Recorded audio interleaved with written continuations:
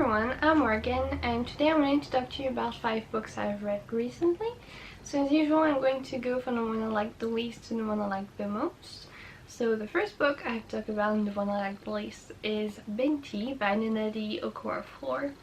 I didn't hate this book at all, but it was confusing as heck, as a lot of novellas are in science fiction and fantasy, because you don't have enough world building at all. And yeah, but besides that, so this is about Binti, who at the beginning of the novel is leaving her home planet to go away to university on another one. But while she is on a ship, there's some creatures that come in and kill everyone but her, because she has something that is protecting her, and so she's trying to survive basically, and also help actually those creatures that have invaded. Those creatures, I don't remember what they're called.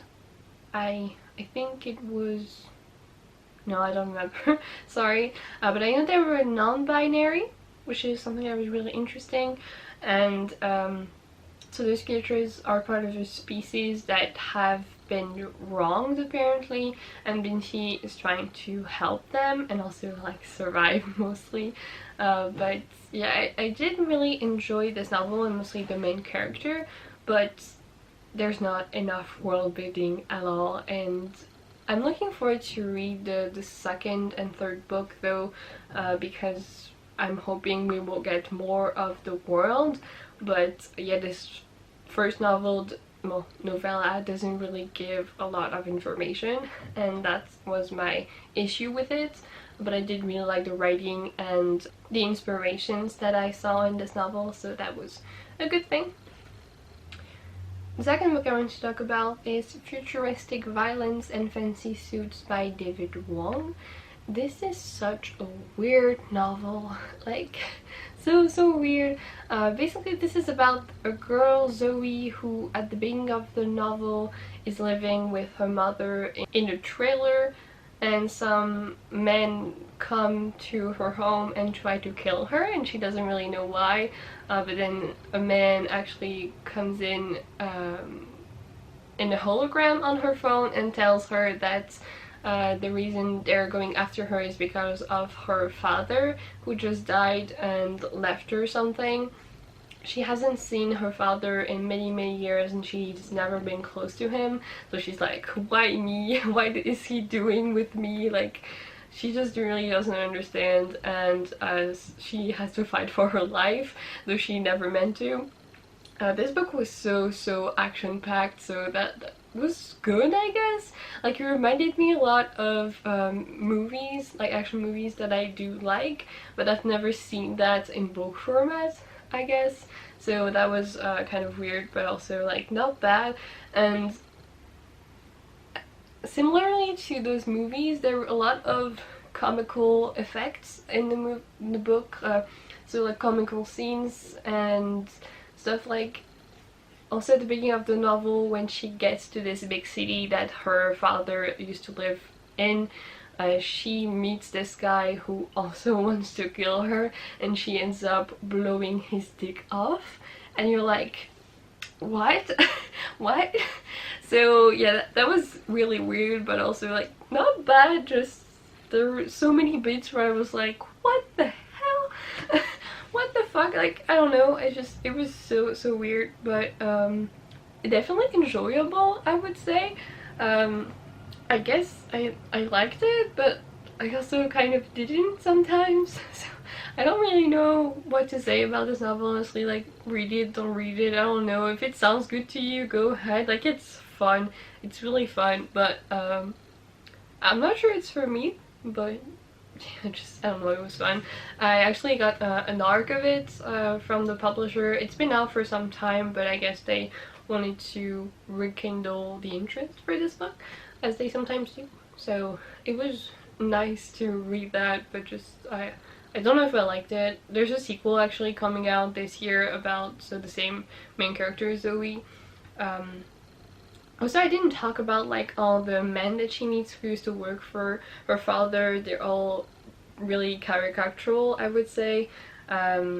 one of them, Will, is like, I don't know, so sassy and mean sometimes, but also you like him sometimes, I don't know. It's just so many of these characters and of this book, I just was like, I like it, but also I don't, and so I don't really know what to say. The third book I want to talk about is So You've Been Publicly Shamed by Ronson. This is a non-fiction book about shame, internet shame, I would say. It talks about some experiences that people have gone through on the internet and mostly on Twitter of getting shamed, and it explores the way shame has evolved over the years. So before you had public shamings in the streets, and now you have stuff on the internet. So it was really interesting to see that. But the only thing I was kind of annoyed in this book was that I felt like Ronson put himself too much in the book. Like, it makes sense because he's trying to himself figure out what internet shame is and how it has evolved. So you see him trying to understand, and so reassessing things, which is interesting, but I don't know, I prefer nonfiction that is more about facts and less about your experience, even though it's logical that he would talk about it. So that's just one thing, but yeah, he talked about many experiences and it was really interesting to see. I don't actually use Twitter, so that was also something that was interesting, though it did not make me want to use it because apparently people are awful there. That's the main example he took for internet shaming, so if you don't want to be shamed, don't go on Twitter apparently. The next book I want to talk about is Night Film by Marisha Pessl. This I actually buddy read with Lauren at Chase Line and we both loved it, so that was really a nice experience. This is a mystery thriller book about a woman who gets killed at the beginning of the book, and we follow this guy, Scott McGrath, who is a journalist and trying to find out what has happened to her, and also stuff about her father, because her father is a very well-known movie director that is really secretive. He doesn't talk about his life at all, and people don't even know if he still lives in his estate. He lives in this huge estate in the middle of nowhere, kind of, and people have not gone there in ages, and his movies don't even come out in theaters anymore. They are shown in some weird screenings in catacombs and such, so it's really dark and mysterious. Also, this book is told in mixed media, so you get some articles at some points and some texts, letters and such. It's really a nice experience of reading this and just seeing the mixed media, how it is used in this. And so yeah, it's a story of Scott McGrath, who is trying to find out about this, and also the two people that he meets and who come together to solve this. It's really suspenseful at times. I loved how I said the way mixed media was used in this. I have read a few novels that use mixed media, but I think this is the best use of it I've seen so far. And there are also more documents that you can see on the website of Marisha Pessl that I haven't looked at yet, but I think is really interesting. But yeah, I really loved the characters in this, and the way the story was explored, I guess. It's really interesting. I don't read many thrillers, but this was like a different kind, so I don't know, I really enjoyed it. And I always struggle to talk about books that I enjoy, because like, why do you enjoy something? I don't know, I just do. But yeah, I guess it was mainly the characters and also like the writing I really liked. It was simple to get through. There was a lot of dialogue, and just like the intrigue I really liked. It was dark and beautiful, and just I really liked it. And the last book I have to talk about is River Marked by Patricia Briggs, which is the 6th book in the Marisha Thompson series. As usual, I love this series, it's amazing.